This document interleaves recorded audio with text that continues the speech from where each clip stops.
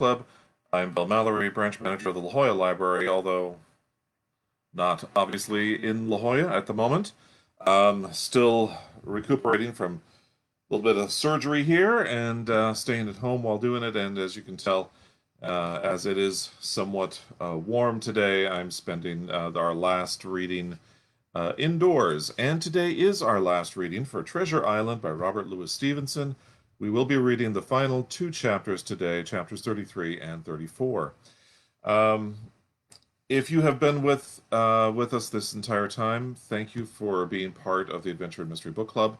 I hope we can continue to do more readings as we go forward. Even though we are concluding today, don't forget that on the Facebook page, I have a list of some other titles that we could uh, look at going reading for future selections. One of the titles that was on the list previously was the book Dracula, and I actually took that off the list because one of our fellow librarians, Christina Wainwright, over at the Pacific Beach Library, has also a live reading called Tea With series, and she has read several really great stories, Tea with Jane Eyre, and while reading Jane Eyre, she'll talk about tea. And she's just about to finish Tea with the Count of Monte Cristo. And the following, which will start on Monday, September 23rd at 3 p.m., look at it through the library system, and you can find it. Tea with Dracula will be starting on Monday at 3 p.m.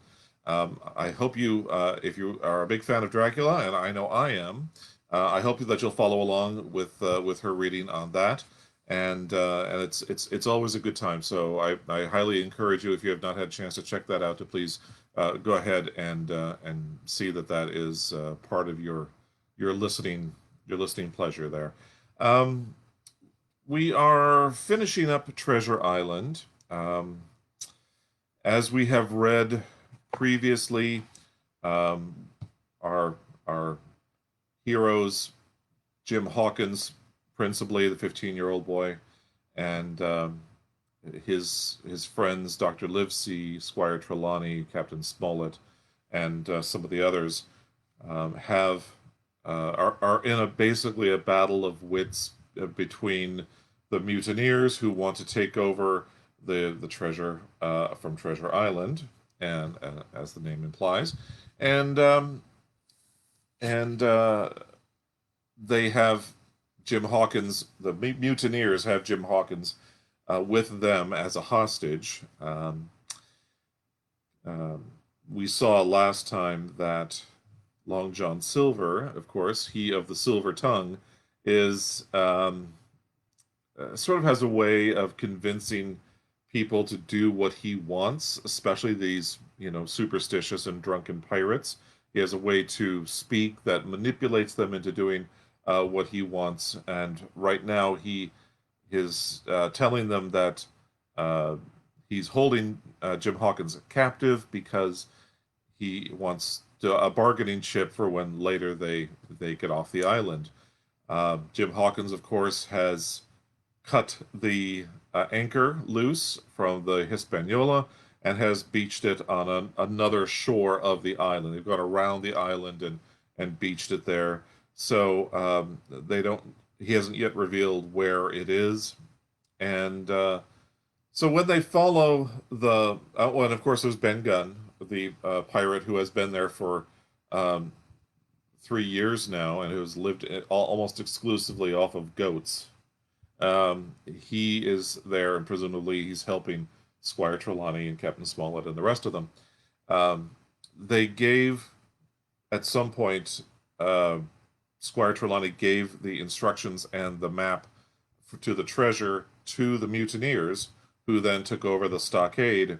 And uh, in our last chapter, they have following all the clues, and they've been using this tree as a marker, and they've been going up these hills, and then as a result, what they've found is that the treasure is gone. There's a large hole in the ground. It is empty, And that's where we left it, on a wonderful little cliffhanger there. So if you are ready, we will begin with chapter 33, which is entitled The Fall of a Chieftain. There never was such an overturn in this world. Each of these 6 men was as though he had been struck. But with Silver the blow passed almost instantly. Every thought of his soul had been set full strength, like a racer, on that money. Well, he was brought up in a single second, dead, and he kept his head, found his temper, and changed his plan before the others had time to realize the disappointment. "Jim," he whispered, "take that, and stand by for trouble." And he passed me a double-barreled pistol. At the time, he began quietly moving northward, and in a few steps had put the hollow between us 2 and the other 5. Then he looked at me and nodded, as much to say, "Here is a narrow corner," as, indeed, I thought it was. His looks were not quite friendly, and I was so revolted at these constant changes that I could not forbear whispering, "So you've changed sides again?" There was no time left for him to answer in. The buccaneers, with oaths and cries, began to leap, one after another, into the pit, and to dig with their fingers, throwing the boards aside as they did so. Morgan found a piece of gold. He held it up with a perfect spout of oaths. It was a 2-guinea piece, and it went from hand to hand among them for a quarter of a minute. "2 guineas!" roared Mary, shaking it at Silver. "That's your £700,000, is it? You're the man for bargains, ain't you? You're him that never bungled nothing, you wood-headed lubber." "Dig away, boys," said Silver, with the coolest insolence. "You'll find some pig-nuts, and I shouldn't wonder." "Pig-nuts!" repeated Mary in a scream. "Mates, do you hear that? I tell you now, the man there knew it all along. Look in the face of him, and you'll see it wrote there." "Ah, Mary," remarked Silver, "standing for captain again. You're a pushing lad, to be sure." But this time everyone was entirely in Mary's favor. They began to scramble out of the excavation, darting furious glances behind them. One thing I observed, which looked well for us, they all got out upon the opposite side from Silver. Well, there we stood, 2 on one side, 5 on the other, the pit between us, and nobody screwed up high enough to offer the first blow. Silver never moved. He watched them very upright on his crutch, and looked as cool as ever I saw him. He was brave, and no mistake. At last Mary seemed to think a speech might help matters. "Mates," says he, "there's 2 of them alone there. One's the old cripple that brought us all here and blundered us down to this. The other's that cub that I mean to have the heart of. Now, mates." He was raising his arm and his voice, and plainly meant to lead a charge. But then, crack, crack, crack! 3 musket shots flashed out of the thicket. Mary tumbled head foremost into the excavation. The man with the bandage spun around like a teetotum, and fell all his length upon his side, where he lay dead, but still twitching, and the other 3 turned and ran for it with all their might. Before you could wink, Long John had fired 2 barrels of a pistol into the struggling Mary, and as the man rolling up his eyes at him in the last agony, "George," said he, "I reckon I settled you." At the same moment the doctor, Gray, and Ben Gunn joined us, with smoking muskets from among the nutmeg trees. "Forward!" cried the doctor. "Double quick, my lads. We must head 'em off the boats." And we set off, at a great pace, sometimes plunging through the bushes to the chest. I tell you, but Silver was anxious to keep up with us. The work that man went through, leaping on his crutch till the muscles of his chest were fit to burst, was work no sound man ever equaled, and so thinks the doctor. As it was, he was already 30 yards behind us, and on the verge of strangling when we reached the brow of the slope. "Doctor," he hailed, "see there! No hurry!" And sure enough, there was no hurry. In a more open part of the plateau, we could see the three survivors still running in the same direction as they started, right for Mizzenmast Hill. We were already between them and the boats, and so we four sat down to breathe, while Long John, mopping his face, came slowly up with us.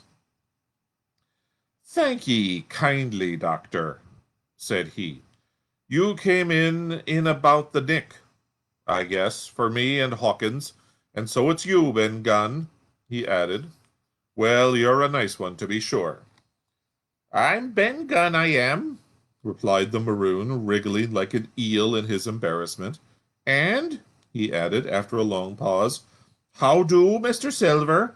Pretty well, I thank ye, says you." "Ben, Ben," murmured Silver, "to think as you've done me." The doctor sent back Gray for one of the pickaxes deserted in their flight by the mutineers, and then as we proceeded leisurely downhill to where the boats were lying, related in a few words what had taken place. It was a story that profoundly interested Silver, and Ben Gunn, the half-idiot maroon, was the hero from beginning to end. Ben, in his long, lonely wanderings about the island, had found the skeleton. It was he that had rifled it. He had found the treasure. He had dug it up. It was the haft of the pickaxe that lay broken in the excavation. He had carried it on his back in many weary journeys from the foot of the tall pine to a cave he had on the two-pointed hill at the northeast angle of the island, and there it had lain stored safely since 2 months before the arrival of the Hispaniola. When the doctor had wormed the secret from him on the afternoon of the attack, and when the next morning he saw the anchorage deserted, he had gone to Silver, given him the chart, which was now useless, given him the stores, for Ben Gunn's cave was well supplied with goat's meat, salted by himself, given anything and everything to get a chance of moving in safety from the stockade to the two-pointed hill, there to be clear of malaria and keep a guard up upon the money. "As for you, Jim," he said, "it went against my heart, but I did what I thought best for those who had stood by their duty, and if you were not one of these, whose fault was it?" That morning, finding that I was to be involved in the horrid disappointment he had prepared for the mutineers, he had run all the way to the cave, and leaving the squire to guard the captain, had taken Gray and the maroon and started making the diagonal across the island to be at hand beside the pine. Soon, however, he saw that our party had the start of him, and Ben Gunn, being fleet of foot, had been dispatched in front to do his best alone. Then it had occurred to him to work upon the superstitions of his former shipmates, and he was so far successful that Gray and the doctor had come up and were already ambushed before the arrival of the treasure hunters. "Ah," said Silver, "it were fortunate for me that I had Hawkins here. You would have let old John be cut to bits, and never given it a thought, doctor." "Not a thought," replied Dr. Livesey cheerily. And by this time we had reached the gigs. The doctor, with the pickaxes, demolished one of them, and then we all got aboard the other and set out to go round by sea for the North Inlet. This was a run of 8 or 9 miles. Silver, though he was almost killed already with fatigue, was set to an oar. Like the rest of us, and we were soon we were soon skimming swiftly over a smooth sea. Soon we passed out of the straits and doubled the southeast corner of the island, round which 4 days ago we had towed the Hispaniola. As we passed the two-pointed hill, we could see the black mouth of Ben Gunn's cave and a figure standing by it, leaning on a musket. It was the squire, and we waved a handkerchief and gave him 3 cheers, in which the voice of Silver joined as heartily as any. 3 miles further, just inside the mouth of the North Inlet, what should we meet but the Hispaniola, cruising by herself? The last flood had lifted her, and had there been much wind or a strong tide current, as in the southern anchorage, we should never have found her more, or found her stranded beyond help. As it was, there was little amiss beyond the wreck of the mainsail. Another anchor was got ready and dropped in a fathom and a half of water, and we all pulled round again to Rum Cove, the nearest point for Ben Gunn's treasure house, and then Gray, single-handed, returned with the gig to the Hispaniola, where he was to pass the night on guard. Excuse me. A gentle slope ran up from the beach to the entrance of the cave. At the top, the squire met us. To me, he was cordial and kind, saying nothing of my escapade, either in the way of blame or praise. At Silver's polite salute, he somewhat flushed. "John Silver," he said, "you're a prodigious villain and impostor, a monstrous impostor, sir. I am told I am not to prosecute you. Well, then, I will not. But the dead men, sir, hang about your neck like millstones." "Thank you kindly, sir," replied Long John, again saluting. "I dare you to thank me," cried the squire. "It is a gross dereliction of my duty. Stand back." And thereupon we all entered the cave. It was a large, airy place, with a little spring and a pool of clear water overhung with ferns. The floor was sand. Before a big fire lay Captain Smollett, and in a far corner, only duskily flickered over by the blaze, I beheld great heaps of coin and quadrilaterals built of bars of gold. That was Flint's treasure that we had come so far to seek, and that cost already the lives of 17 men from the Hispaniola. How many it had cost in the amassing, what blood and sorrow, what good ships scuttled on the deep, what brave men walking the plank blindfolded, what shot of cannon, what shame and lies and cruelty, perhaps no man alive could tell.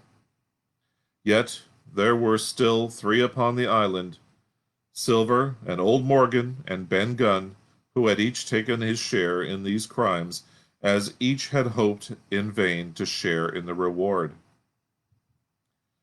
"Come in, Jim," said the captain. "You're a good boy in your line, Jim, but I don't think you and me'll go to sea again. You're too much of the born favorite for me.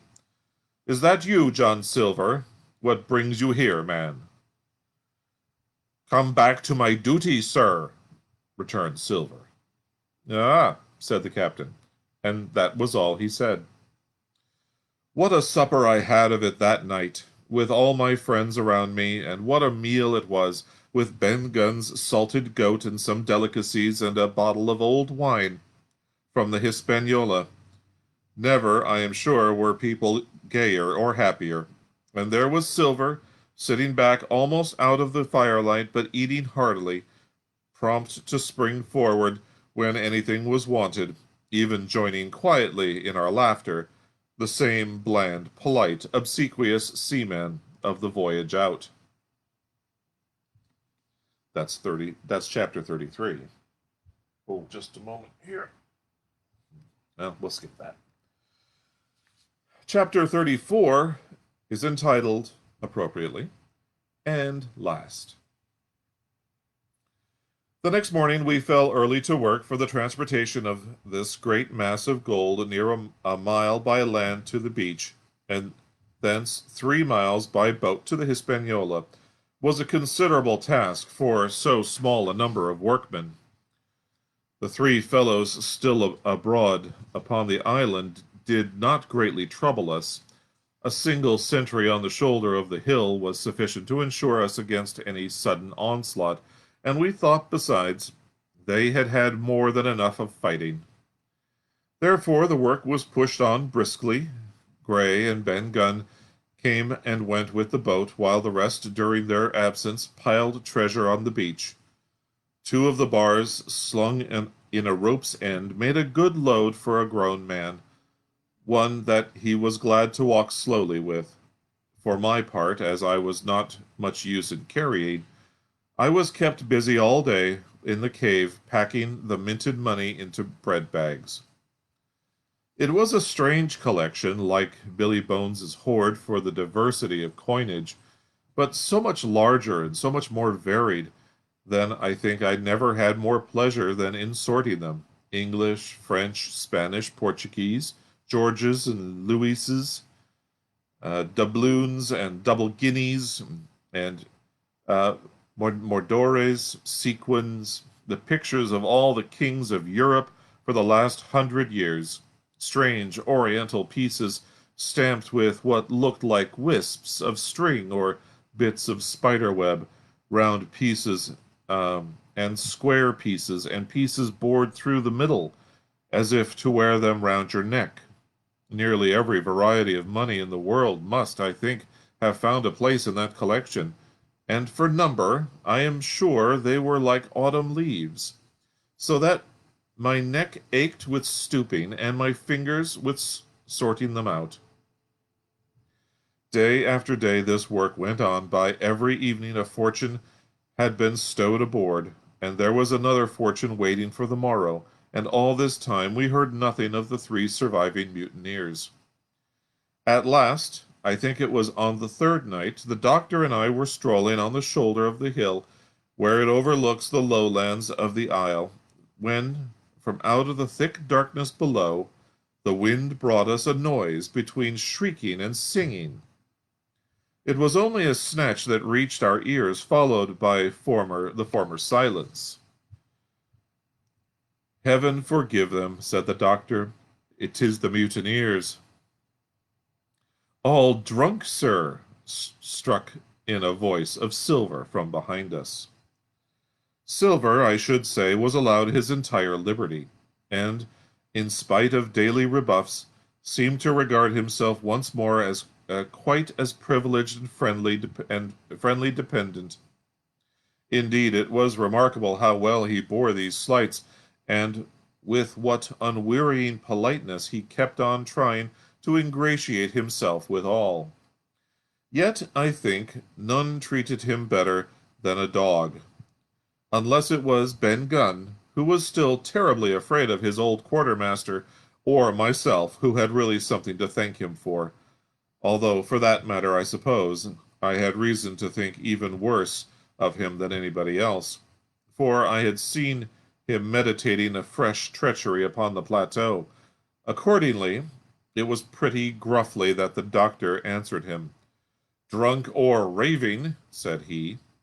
"Right you are, sir," replied Silver.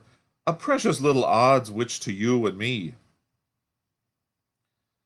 "I suppose you would hardly ask me to call you a humane man," returned the doctor, with a sneer. "And so my feelings may surprise you, Master Silver, but if I were sure they were raving, as I am mortally certain one, at least, of them is down with fever, I should leave this camp, and whatever risk to my own carcass, and take them the assistance of my skill." "Ask your pardon, sir. Would you be very wrong?" "You would be very wrong," quoth Silver. "You would lose your precious life, and you may lay to that. I'm on your side now. hand and glove, and I shouldn't wish for to see the party weakened, let alone yourself, seeing as I know what I owes you. But these men down there, they couldn't keep their word. No, not supposing they wished to. And what's more, they couldn't believe as you could. No, said the doctor, you're the man to keep your word. We know that. Well, that was about the last news we had of the three pirates. Only once we heard a gunshot a great way off and supposed them to be hunting.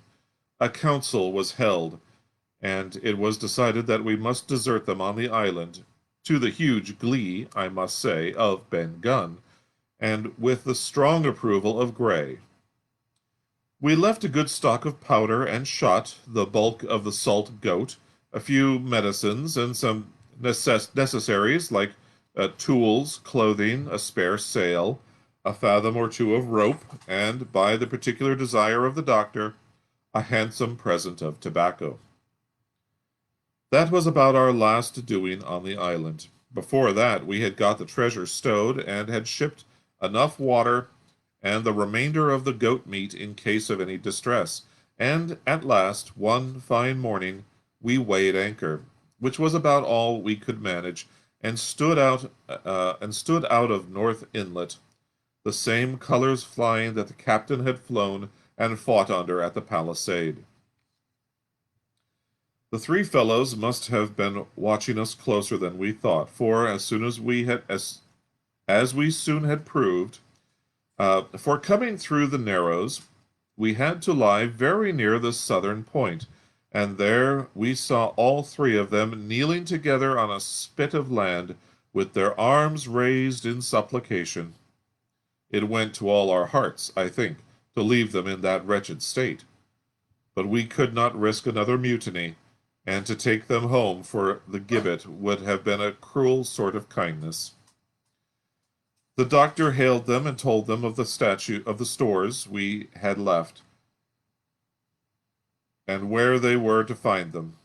But they continued to call us by name and appeal to us for God's sake to be merciful and not leave them to die in such a place.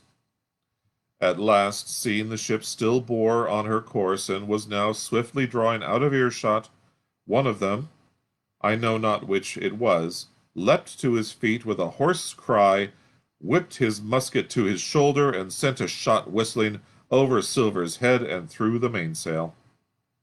After that we kept under cover of the bulwarks, and when next I looked out they had disappeared from the spit, and the spit itself had almost melted out of sight in the growing distance.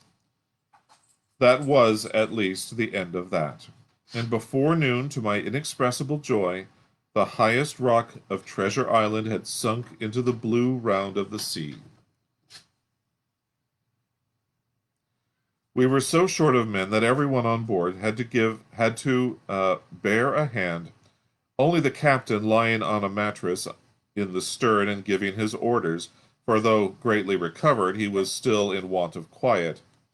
We laid her head for the nearest port in Spanish America, for we could not risk the voyage home without fresh hands, and, as it was, with baffling winds and a couple of fresh gales, we were all worn out before we reached it.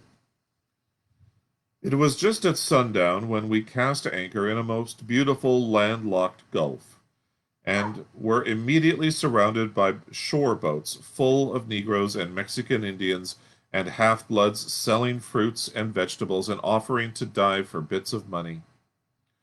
The sight of so many good-humored faces, especially the blacks, the taste of the tropical fruits, and above all the lights that began to shine in the town, made a most charming contrast to our dark and bloody sojourn on the island, and the doctor and the squire, taking me along with them, went ashore, to pass the early part of the night.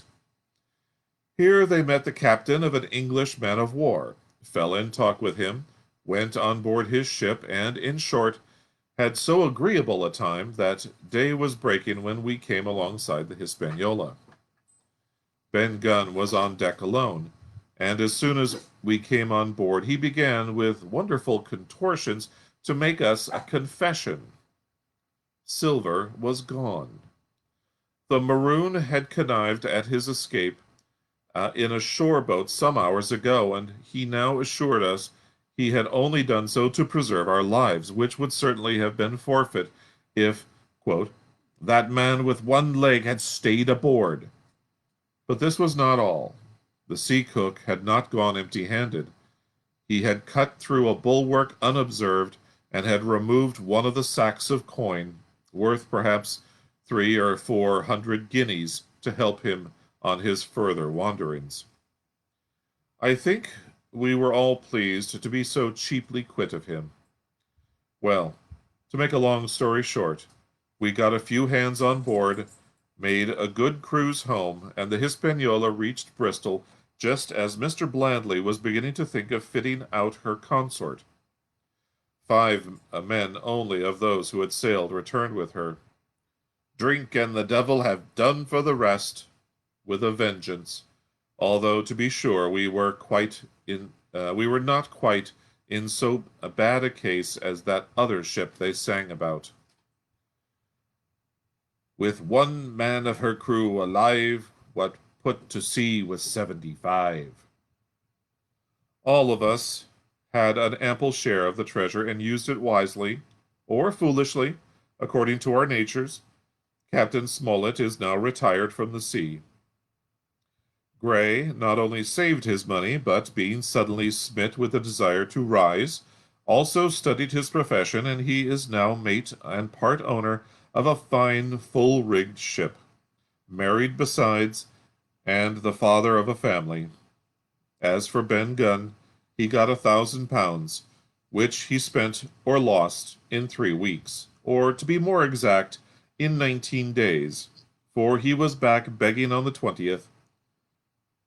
He was given a lodge to keep, exactly as he had feared upon the island, and he still lives, a great favorite, though something of a butt, with the country boys, and a notable singer in church on Sundays and saints' days. Of Silver we have heard no more.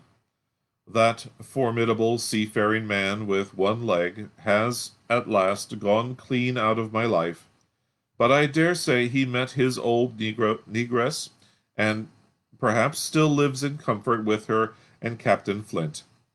It is to be hoped so, I suppose, for his chance of comfort in another world are very small.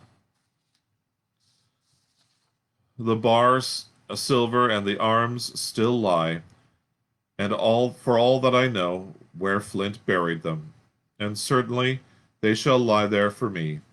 Oxen and wain ropes would not bring me back again to that accursed island, and the worst dreams that ever I have are when I hear the surf booming about its coasts, or start upright in bed with the sharp voice of Captain Flint still ringing in my ears. Pieces of 8! Pieces of 8! And that, my friends, concludes Treasure Island. Now, at this juncture, I actually had planned to show you some pieces of 8 because, oddly enough, you can actually buy some on eBay, and I did. And the small ones are fairly reasonable. And so I'll hope to show you. I'll do another post later on when I get a chance to get back to the library, and we'll show you what an actual piece of 8 looks like. It's interesting to see because it was literally a coin, right? You've got your coin, and they would, as a way to make change, literally slice the coin into 8 pieces, hence the name Pieces of 8. And you would actually make change if you didn't want to spend a whole dollar or a whole peso, depending on what it was. That you would then present this portion of a coin, this slice of a coin, and that would be used to pay bills, just as if you had the whole one, which is not a concept that really works well these days. People tend to frown on things like that nowadays, but back then it was the only way to make smaller than a dollar purchases.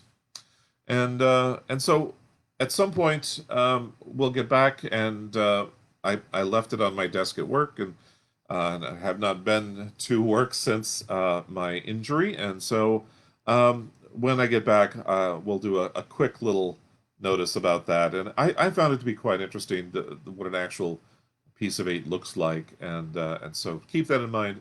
We'll hold off on that until we're a little bit more settled and back on track in our normal fashion. Now, I do want to remind you that if you go to the Facebook page, please take a look at yesterday's post. Yesterday's post was to asking you folks for suggestions on what you would like our next reading to be. Now, as I am still at home healing from this, I would like to. We'll take a little bit of a break, and we'll follow up. I'll still keep attention to the Facebook page, and we'll still do some posts that are fun and interesting. But we'll take a little break, and we will check back a week from Friday. So there will not be a reading on Friday at 4 p.m., nor the following week, the Monday, Wednesday, or Friday of the following week. But I will be doing other posts and other sort of interesting things, and it will be your responsibility. Okay, I'm giving you this responsibility to choose a title that you like that we can read as our next book. Okay, so we've finished Treasure Island today, and what a great rollicking pirate adventure that story is. Really makes you realize why it sort of set the standard for all other pirate movies or all other pirate stories that would come afterwards. I've mentioned before, if you ever read any Raphael Sabatini, his work is also in public domain, and Captain Blood is the most famous of these pirate seafaring stories, and it's just a rousing, wonderful tale, and I highly recommend it. And just keep it in mind as something that is out there and available, and this could also be something that perhaps we would read here if we decide to. Who knows? But there's lots of good choices. Please pick out a book that is in public domain. Usually we go to Project Gutenberg so that everyone has a chance to get access to freely of a copy of these books. So there are, I believe I put 10 on the list. And so take a look at that list. If there are some on there that you think would be worth reading, please note that in the comments. And otherwise, if you have a suggestion for another title that's maybe not on the list, then please, by all means, add that in. Like I said, we just ask that it be in public domain and that it be accessible by Project Gutenberg. Otherwise, this has really been an enjoyable reading for me. I'm so glad that you could join me for this. Treasure Island is certainly one of my all-time favorites, and hopefully it's one of yours as well.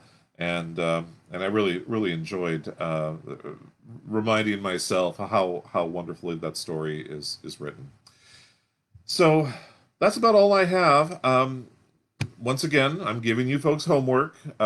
Write down or note in the comments of yesterday's Facebook post that what title you would like to read.